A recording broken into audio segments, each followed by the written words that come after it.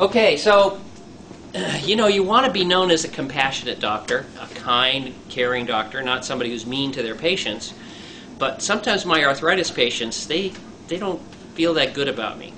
In other words, we talk about arthritis medicines, and as we talked about in one of the other videos today, most of the arthritis medicines are also ulcerogenic. They cause ulcers.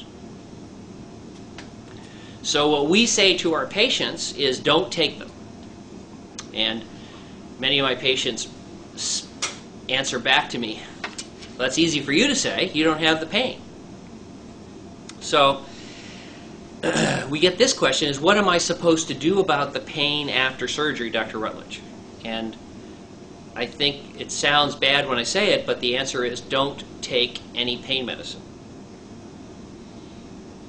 Now, for somebody with severe, crippling, painful arthritis, that does not sound like a very satisfying answer. So let me give you a little bit of background and information. When we analyze our patients, between 20 and 30% of our patients pre-op are on medicines for mild, moderate, or severe arthritis. Many of our patients have arthritis of the back, hip, knee, and foot pain, and many of them are not only taking the non-steroidal ulcerogenic medicines, they're also frequently taking high doses of narcotics as well, because the diclofenacs and Motrin drugs have run out of their ability to control their pain, so they're crippled, they're unable to walk, they're in constant pain, and gradually many of them become addicted to high doses of narcotics. So they can be taking handfuls, they tell me, of Lortabs and Percocets, Percodans, and Voltarens, and Vicodins. And I tell them, stop. Just stop. If they're on a lot of medicines, including narcotics, I tell them to do that with the advice and direction of their doctor, but I say, unless you wean off all of those medicines, your surgery cannot go forward. Your surgery is canceled. You cannot have the surgery.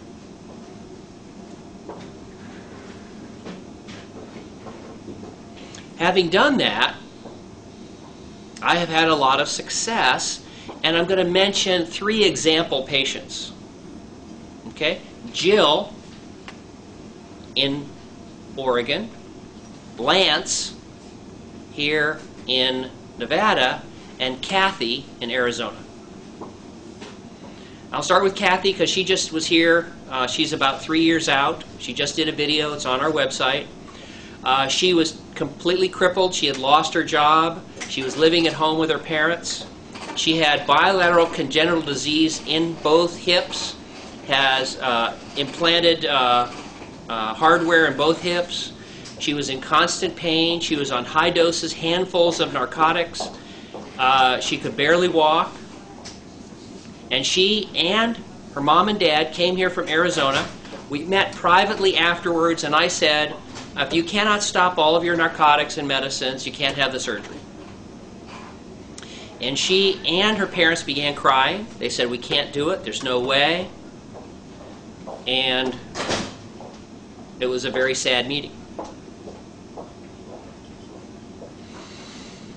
About 2 weeks later, she called me and said, I'm going to try. And I said, okay. So she got with her doctor. She weaned off the narcotics. And she, like Jill and Lance, told me something odd. When she got off all the narcotics, she still had terrible pain, but it wasn't that much different than when she was taking the narcotics, because she'd been on them so long, it had kind of changed things. But she was crippled in pain, terribly hurt. She had the surgery, and although she still has some pain, she would say she's between 70 and 90% better. She goes on rides at the thing. She was here with her sister a year before that. She's 3 years out. She's doing terrific. And the big problem she advised in that video is how to deal with her newfound attractiveness, because a lot of men are kind of talking to her now. But she mentioned hardly at all that she was crippled and homebound and living with her parents. So her arthritis went from about as severe as I can imagine to living a wonderful life and not taking narcotics, but still having some pain. Lance, here in town, disabled, with full disability as a plumber, 6 or 8 back surgeries, also taking handfuls of narcotics, plus Motrin and diclofenac and about other drugs. Again, I rejected him. I said, you can't have surgery with all those medicines. He took it under his own with his doctor. He got off all the narcotics. He was in incredible pain. He called me frequently, as your guys are talking about how awful was the pain pre-op? Terrible. He went through the surgery, and now he's completely off all pain medicines. Well, I was taking Movet, just 20 milligrams. Wait, I'm not done. I'm going to come back to you in just a Okay. second. Jill was in a car wreck. She had multiple operations. She had hip replacement, all kinds of stuff. Terrible pain, narcotics, narcotic patch. Same thing, I rejected her for surgery. She was very angry and upset and yelled at me, and it was a very tough time, but then she decided she was going to try and go through it. She went through it, did terrific, still doing terrific, and then brought her son back to have surgery. And there is 3 examples of people who prior to surgery had arthritis and access to every drug in the pharmacy. And then had the surgery, and I took away all those drugs. And they, like hundreds of others, tell me the same story. Which life would you prefer? You can have this life. You can stay where you are pre-op and have all the drugs you want. You're more than welcome. You don't have to go for the surgery. Stay where you are and have all the drugs in the pharmacy, or come to this side and you have all those drugs taken away. Now, what I've been told hundreds and hundreds of times as example in those 3 people is that here on the other side of the surgery, people feel much better. Not 100% cure, but you said it pre-op when you sat with your ankle, it hurt just sitting there at a 7 pain. And now it's a, if I heard you, you said 0. Okay? Now, does it mean you're going to be pain-free after the surgery? Does it mean 100% cure, resolution of all pain? Can you take up jogging? No. But what we see is a tremendous decrease overall in the pain and an improvement in the quality of life of our patients after surgery. Now the question then arises, if you have a pain, let's say of 10 pre-op, taking all those medicines, and after we take your pain down to a 2 or 3, then people ask me, Dr. Rutledge, can I take Mobic, Motrin, Aleve, or something else to go from a pain of 3 or 4 down to 0? And the answer is no. In my opinion, perfect is the enemy of good. If I make your pain from a 10 to a 3, you're welcome.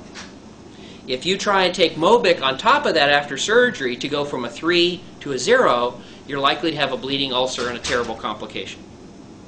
Accept this improvement, because this is what I hear from all of my patients, that they are much improved but not cured sometimes of their pain. Now there are people who say they have complete resolution of their arthritis pain.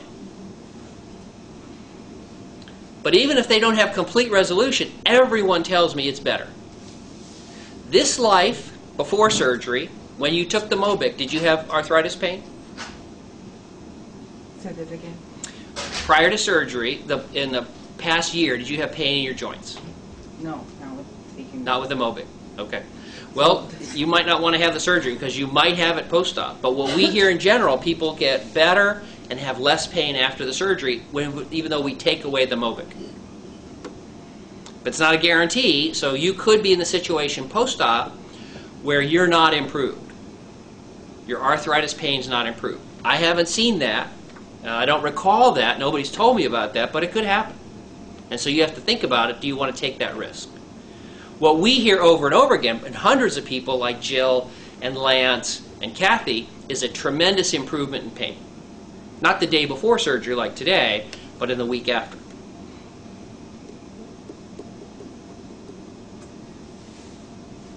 So we sort of talked about this before, but you know that I have to have surgery on my ankle. Right. And it's going to be pretty major surgery. Right. So, you know, the whole thing is, what do you do for post-operative? Right. So now The other question, and I think this is a separate question, let's imagine you're shot with a gun. You're dropped out of a building. You're hit by a car. You're set on fire by terrorists. I have one word for you. Remember like the movie The Graduate? He said, I have one word for you, plastics? Okay. In those situations with severe pain, I have one word, narcotics. Okay? And what's wrong? What's the problem with narcotics? They're not good long term because they're addicting. They're great for short term. So you have surgery on your ankle, narcotics. Narcotics. Not, in my estimation, not narcotics plus. Not narcotics plus Tylenol or narcotics plus aspirin or narcotics plus Motrin. I don't recommend that. Narcotics, short term, very effective, and short term, low risk of addiction.